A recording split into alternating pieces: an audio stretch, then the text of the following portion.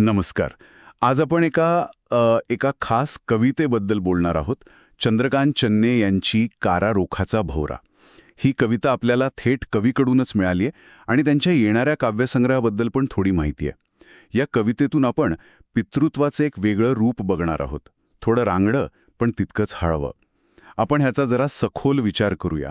कवितेचं नावच बघा ना, कारारोखाचा भोवरा. ऐकतानाच एक उत्सुकता वाटते, नाही का? नक्कीच. आणि ही कविता म्हणजे खरं तर एका प्रवासासारखी आहे. प्रतिकात्मक प्रवास म्हणूया. सुरुवात होते एका झाडापासून, जे थोडं कठोर वाटतं, अबोलपणाचं प्रतीक, आणि शेवट होतो एका खेळण्यात, भोवऱ्यात, जिथे भावनांचा एक वेगळाच ओलावा आहे. चला तर मग या शब्दांच्या प्रवासात जरा खोलवर जाऊया. हो. तर कवितेची सुरुवात होते घरामागच्या परसातल्या कारारुखाच्या वर्णनाने. कवी काय म्हणतात? कारारुखाची साल ओरबडून काढली, आतल्या काळ्याशार कातडीतून रक्त येण्याची वाट पाहू लागलो. आणि मग लगेच आईचं मत येतं त्या झाडाबद्दल. आई म्हणायची, हे झाड अगदी कसं? तर कठोर, तटस्थ, निर्विकार आणि काळाकुट्टच, तुझ्या बापासारखं. हे शब्द कठोर, तटस्थ, निर्विकार म्हणजे अगदी काय म्हणतात त्याला, भावनाशून्य असा काहीसा अर्थ असेल का आईचा? हो, म्हणजे पहिल्या काही ओळीतच कवी, वडील आणि ते झाड यांच्यात एक समांतर रेषा ओढतात. वडिलांची एक प्रतिमा तयार होते, कदाचित कमी बोलणारी, भावना सहज न दाखवणारी, थोडी अलिप्त. आईच्या शब्दात सांगायचं तर ना आकार ना उकार, फक्त विकारशून्यच सारं. हे वर्णन पहिल्यांदा वाचताना थोडं नकारात्मक वाटू शकतं, थोडं त्रस्त करणारं सुद्धा. पण मग यातच एक गंमत आहे, नाही का? कारण पुढच्याच ओळीत आईला एक प्रश्न पडतोय. जर हे झाड किंवा वडील इतके शून्य असतील, तर मग फाटका संसार पेलण्याचं बळ कुठून यायचं याच्यात? आईचं हे निरीक्षण वडिलांच्या प्रतिमेला एक वेगळीच म्हणजे खोली देतंय. काय वाटतं याबद्दल? हे शून्य वाटणं आणि तरीही बळ असणं, हे कसं काय? हाच तर या कवितेचा गाभा आहे असं मला वाटतं. आणि कदाचित अनेक नात्यांचा पण. म्हणजे वरवर काय दिसतं आणि आत काय दडलेलं असतं यातला फरक. आईने जे म्हटलंय ना, कठोर, तटस्थ, निर्विकार, हे चित्र कदाचित पूर्ण नसेल. त्या वरवरच्या शून्यत्वाच्या आत, त्या अबोलपणाच्या मागे कुटुंबाला एकत्र ठेवायची, आधार द्यायची एक मोठी ताकद असावी. नक्कीच, जी कदाचित शब्दांतून नाही येत, पण कृतीतून किंवा फक्त अस्तित्वातून व्यक्त होते. हे पितृत्वाचं एक जास्त खरं, गुंतागुंतीचं चित्र आहे. बाहेरून खडबडीत, पण आतून भक्कम आधार. अगदी. आणि याच झाडाच्या सहवासात कवीचं बालपण जातं. ते झाडाशी जवळीक साधायला बघतात. पण तो अनुभव कसा आहे? कवी लिहितात, त्यावर चढून खेळायचं म्हणजे स्वतःलाच रक्तबंबाळ करून घ्यायचं. पुढे म्हणतात, सलगी करू देणे त्याच्या पानात, फांद्यात आणि खोडात नव्हतंच मुळी. हे वर्णन खूप महत्वाचं आहे. एका लहान मुलाची धडपड दिसतेय यात, झाडाशी आणि पर्यायानं वडिलांशी. एक भावनिक नातं जोडण्याचा प्रयत्न आहे हा. पण हा प्रयत्न सोपा नाहीये, तो वेदनादायी आहे. जवळ जायचा प्रयत्न केला की उलट ओरखडे मिळतात, जखमा होतात. कवी पुढे म्हणतात, पण माझं बालपण गेलं त्याच्याशी सलगी करण्यात आणि स्वतःला ओरबडून घेण्यात. आणि मग अंगावरच्या जखमा मोजण्यात दिवस जायचा. म्हणजे बघा, जवळीक साधायची इच्छा आहे, खूप आहे, पण त्यातून वेदनाच मिळतीये. तरीही तो प्रयत्न काही थांबत नाहीये. हा विरोधाभास त्या लहान मुलाच्या ओढीबद्दल काय सांगतो? हे नात्यातल्या एका अटळ ओढीचं प्रतीक आहे, असं मला वाटतं. वेदना मिळतेय, संघर्ष आहे, तरीही त्या व्यक्तीकडे, इथे वडिलांकडे, मन ओढ घेत आहे. नातं तोडून टाकता येत नाही. ती ओढ, ती गरज, ती कायम राहते. ते बालसुलभ मन त्या झाडाकडे, त्या वडिलांकडे पुन्हा पुन्हा जातं, जखमा विसरून नव्याने प्रयत्न करतं.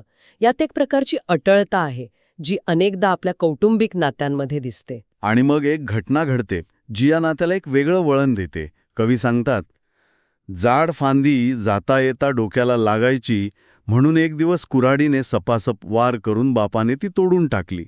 खूप दमला.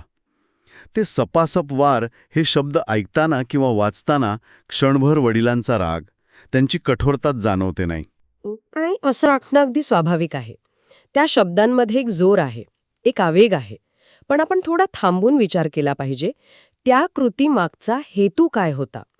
मुलाला इजा होऊ नये, त्याला त्रास होऊ नये म्हणून ती फांदी तोडली गेली. म्हणजे ही त्यांची काळजी व्यक्त करायची पद्धत होती. कदाचित वेगळी पद्धत.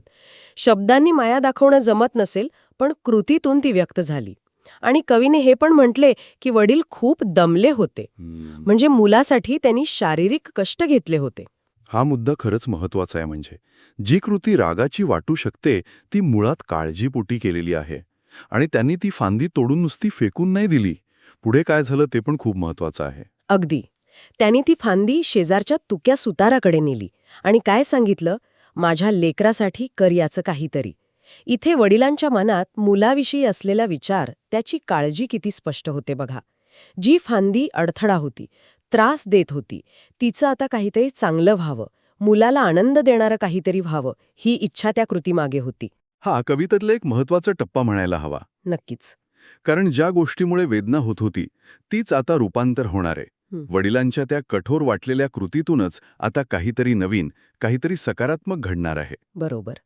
ही एका अर्थाने काय म्हणतात त्याला, निगेटिव्हचं पॉझिटिव्हमध्ये रूपांतरण आहे.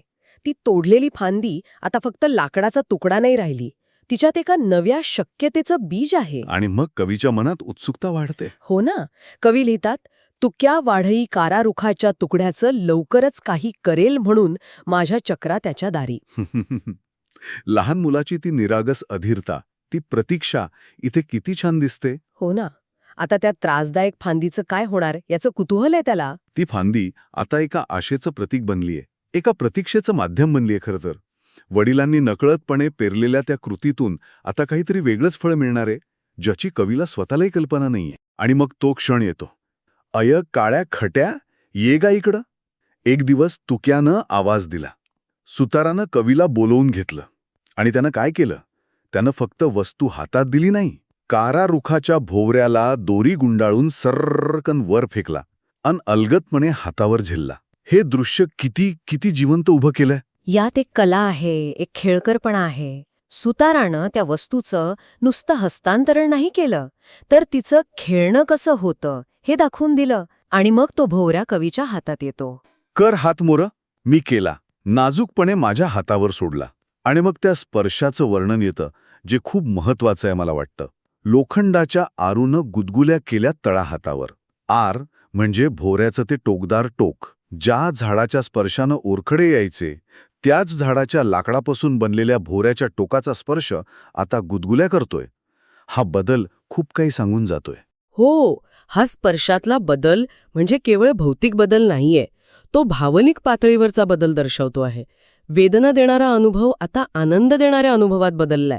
आणि मग तो भोवरा फिरू लागतो. कारारुखाचा भोवरा मान डोलावीतच माझ्या नाजूक तळहातावर घुमत राहिला.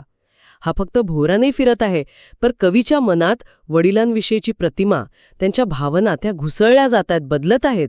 आणि याच महत्वाच्या क्षणी कवी एका हिंदी ओळीचा आधार घेतात. दुनिया जिसे कहते हैं जादू का खिलौना है, मिल जाए तो मिट्टी है, हो जाए तो सोना है. जग म्हणजे एका जादूच्या खेळण्यासारखं आहे. मिळालं की मातीमोल वाटतं, पण हरवलं की सोन्यासारखं मौल्यवान होतं. या ओळीचा इथला संदर्भ कसा लावायचा? ही ओळ त्या अनुभवाला एका वेगळ्याच म्हणजे तत्वज्ञानाची जोड देते. कदाचित वडिलांचं प्रेम, त्यांची माया ही पण अशीच होती का? जेव्हा ते प्रत्यक्ष समोर होते, रोजच्या जगण्यात होते, तेव्हा त्यांचं महत्त्व, त्यांची काळजी मातीमोल वाटली असेल, दुर्लक्षित राहिली असेल. पण आता त्या भोवऱ्याच्या रूपात, त्या आठवणींच्या माध्यमातून त्यांचं तेच अस्तित्व सोन्यासारखं मौल्यवान वाटतंय. त्या भोवऱ्यात एक जादू आहे, जी भूतकाळातल्या अनुभवांना एका नव्या, अधिक प्रेमळ प्रकाशात दाखवते आहे.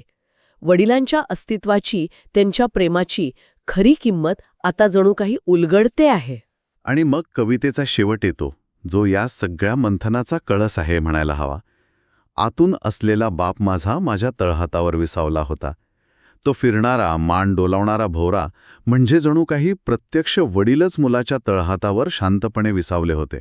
काय सुंदर प्रतिमा आहे ही. फिरणाऱ्या, तळहातावर गुदगुल्या करणाऱ्या आणि शांतपणे विसावलेल्या भोवऱ्यात सामावलं आहे. वडिलांचं जे दूरचं, अबोल, कदाचित थोडं भीतीदायक वाटणारं अस्तित्व होतं, ते आता मुलाच्या अगदी जवळ आहे, त्याच्या हातात आहे, एका खेळण्याच्या रूपात स्थिरावलं आहे. यात केवळ आठवण नाहीये, तर वडिलांबद्दलची एक नवी, सखोल समज आहे, एक प्रकारची स्वीकृती आहे. झाडाची वेदना आता खेळण्याची जादू बनली आहे. म्हणजे आपण जर या कवितेतून मिळणारा महत्वाचा विचार किंवा सार काढायचा प्रयत्न केला तर असं म्हणता येईल की जी गोष्ट सुरुवातीला फक्त पितृत्वाची कठोरता, एक त्रास वाटत होती, तीच एका अनपेक्षित रूपांतरणातून पितृत्वाची हळवी, मायाळू, मुलाच्या हातात विसावणारी बाजू बनली. हेच या कवितेचं मला वाटतं मोठं वैशिष्ट्य आहे. निश्चितच. आणि ही कविता आपल्याला पितृत्वाच्या किंवा कोणत्याही जवळच्या नात्याच्या अनेक छटा दाखवते. प्रेम किंवा काळजी व्यक्त करण्याच्या पद्धती नेहमी सरळ, सोप्या नसतात, नेहमी शब्दांतून व्यक्त होणाऱ्या नसतात. कधीकधी त्या वरकरणी, कठोर वाटणाऱ्या कृतींमागे, त्या अबोलपणामागे खूप खोलवरची माया दडलेली असू शकते. ती समजून घेण्यासाठी, तिचा अर्थ लावण्यासाठी कधीकधी काळाला मदत करावी लागते किंवा अशा एखाद्या भोवऱ्यासारख्या प्रतीकाची गरज भासते. हो, खरंय. आपल्यापैकी अनेकांना आयुष्यात असे अनुभव आले असतील, अशी गुंतागुंतीची नाती किंवा व्यक्ती भेटल्या असतील, ज्यांना समजून घेणं सुरुवातीला कठीण गेलं असेल. कदाचित काही संघर्ष, काही वेदनाही झाल्या असतील, पण नंतर, काही काळानंतर मागे वळून पाहताना त्या नात्याचा, त्या व्यक्तीच्या वागण्याचा खरा अर्थ लागतो. त्यातली अनपेक्षित माया किंवा काळजी जाणवते. अगदी. आणि हा भोवरा केवळ एका खेळण्याचं नाही, तर तो एका भावनिक आणि वैचारिक रूपांतरणाचं प्रतीक आहे. या सगळ्या चर्चेनंतर एक विचार करण्यासारखा प्रश्न मनात येतोय. आपल्या प्रत्येकाच्या आयुष्यात आजूबाजूला अशा कोणत्या वस्तू आहेत ज्या भूतकाळातील अशाच काही गुंतागुंतीच्या आठवणी जागवतात? आणि त्याहून महत्त्वाचं म्हणजे त्या वस्तूंचा किंवा आठवणींचा अर्थ आपल्यासाठी काळानुसार कसा बदलला आहे? कोणत्या वरवरच्या कठोरतेमागे किंवा अगदी सामान्य वाटणाऱ्या गोष्टीत असा काही जादूचा खेळ किंवा अनपेक्षित अर्थ दडलेला असू शकतो का, ज्याचा शोध घेणं आपल्या समजुतीला अजून विस्तार देऊ शकेल? हा विचार नक्कीच प्रत्येकाने करण्यासारखा आहे.